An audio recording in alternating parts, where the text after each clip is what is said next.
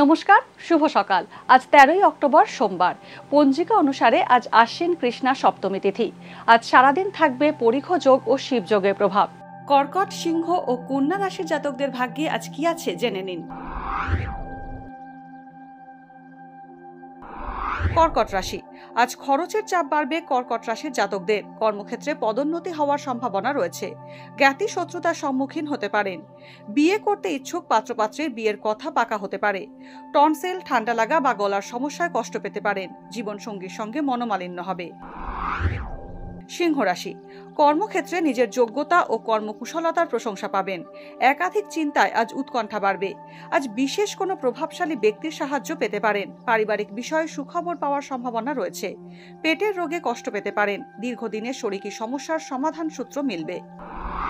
কন্যা রাশি, ব্যবসার হাল ফেরাতে নতুন পরিকল্পনায় সচেষ্ট হবেন। সঠিক পরামর্শ মেনে বিয়ের সম্বন্ধ আজ এড়িয়ে যাওয়াই ভালো। আয়ের তুলনায় ব্যয় বেশি হতে পারে। সরকারি চাকরিজীবীদের পদোন্নতি হতে পারে। খনিজ দ্রব্য, ইলেকট্রনিক্স ও লোহার ব্যবসা আজ মুনাফাজনক হবে।